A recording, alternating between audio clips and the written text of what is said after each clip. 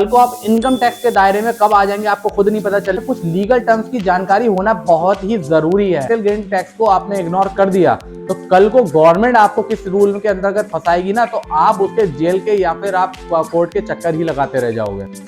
Hello friends, कैसे हैं आप सब। आशा करता हूं आप सब बहुत अच्छे होंगे। दोस्तों, आज की वीडियो बहुत ही इंपॉर्टेंट होने वाली है। आज की वीडियो उन लोगों के लिए है जो प्रॉपर्टी की खरीद फरोख्त करते हैं और प्रॉपर्टी खरीद फरोख्त में अच्छा खासा मुनाफा कमाते हैं। ये वीडियो इसलिए देखना जरूरी है, मैं आपको बता दूं, क्योंकि अगर ये वीडियो आप नहीं जानते हैं और ये इस बारे में नहीं जानेंगे तो कल को आप इनकम टैक्स के दायरे में कब आ जाएंगे आपको खुद नहीं पता चलेगा और इनकम टैक्स के चक्कर में फंस जाएंगे। दोस्तों, हम बात करते हैं अपने टॉपिक की। तो आज का हमारा टॉपिक है कैपिटल गेन टैक्स को कैसे रिड्यूस करें या खत्म करें, या फिर हमें ऐसा कौन सा काम करें कि हमें जो गवर्नमेंट के प्रॉपर्टी गेन टैक्स देना पड़ता है वो ना देना पड़े, बिल्कुल भी ना देना पड़े, और गवर्नमेंट हम पे कोई कार्रवाई भी ना कर सके। आपको ये बात बता दूं कि बिल्कुल ये मुमकिन है कि आप अपनी प्रॉपर्टी बेचने में जो मुनाफा कमाते हैं उसमें जो कैपिटल गेन टैक्स आपको देना पड़ता है गवर्नमेंट को, वो नहीं देना पड़ेगा। ये जानने के बाद दोस्तों मैं आपको बता दूं, कुछ लोग जो प्रॉपर्टी का बिजनेस करते हैं और एक प्रॉपर्टी खरीदते हैं, फिर उसको महंगे दामों में बड़ा चढ़ाकर बेचते हैं और उससे अच्छा खासा मोटा मुनाफा कमाते हैं। ये बात सही है कि ये बहुत अच्छा बिजनेस है, लेकिन इसमें कुछ लीगल टर्म्स की जानकारी होना बहुत ही जरूरी है।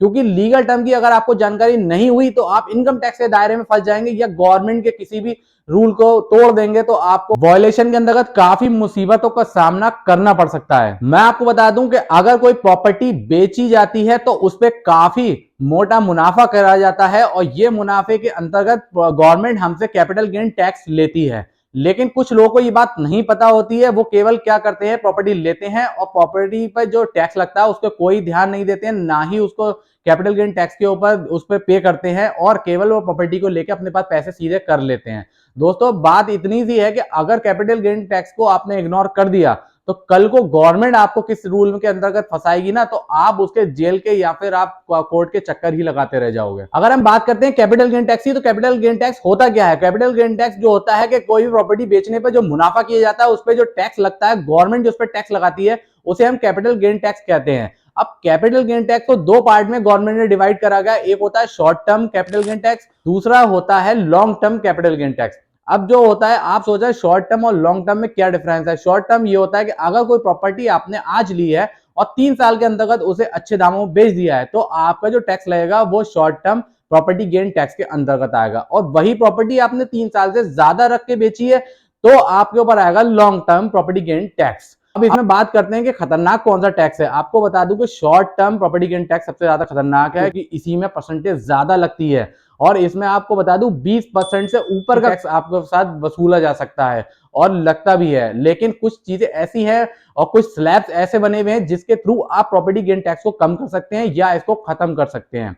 तो मैं बात करता हूं उन पॉइंट्स की जिससे आप कैपिटल गेन टैक्स को बिल्कुल खत्म कर सकते हैं और आपको गवर्नमेंट को कोई भी टैक्स देने की जरूरत नहीं है। अगर हम बात करें कैपिटल गेन टैक्स को कैसे खत्म करते हैं तो मैं आपको बताता हूं कि सबसे पहला पॉइंट इसमें यही है, अगर आपने प्रॉपर्टी बेच दी है, उससे अच्छा खासा मुनाफा कमाया है, तो आप बस इतना कीजिए, अपने घर जो आपने आपका रह रहे हैं अगर उसमें कोई रेनोवेशन कराने हैं, कोई टाइल पत्थर लगाने हैं, तो आप अपने घर में रेनोवेशन करा लीजिए, टाइल पत्थर लगवा लीजिए, जिसके अंतर्गत जो आपका प्रॉफिट आएगा उस प्रॉपर्टी के अंतर्गत माइनस करके आपका कैपिटल गेन टैक्स को हटा दिया जाएगा और गवर्नमेंट को कोई भी आपको कैपिटल गेन टैक्स देने की जरूरत नहीं है।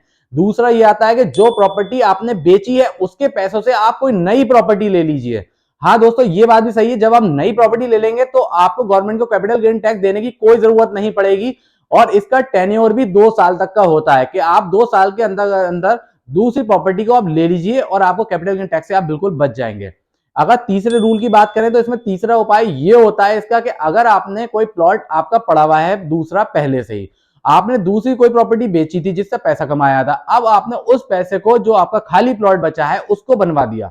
अगर आपने उसको बनवा दिया तो कैपिटल गेन टैक्स आपका फिर से 0 हो जाएगा, आपको कोई भी कैपिटल गेन टैक्स देने की जरूरत नहीं है। दोस्तों, एक चीज आपको और क्लियर कर दूं, अगर आप सोच रहे हैं कि मैंने कोई प्रॉपर्टी बेची है, उससे मुनाफा कमाया है, अब मैं क्या करूंगा, दूसरी प्रॉपर्टी ले लूंगा जिससे मेरा कैपिटल गेन टैक्स बच जाएगा। बात बिल्कुल सही है, लेकिन इसको थोड़ा सा आगे और बढ़ जाइए और समझिए कि अगर जो प्रॉपर्टी आपने ली है उस पैसों से, जो पैसों से आप कैपिटल गेन टैक्स बचा रहे हैं, तो वो प्रॉपर्टी आप 3 साल तक नहीं बेच सकते, और अगर 3 साल से पहले बेचेंगे तो आप फिर से किसी ना किसी प्रॉब्लम में फंस सकते हैं। इसलिए ये जानना बहुत जरूरी था।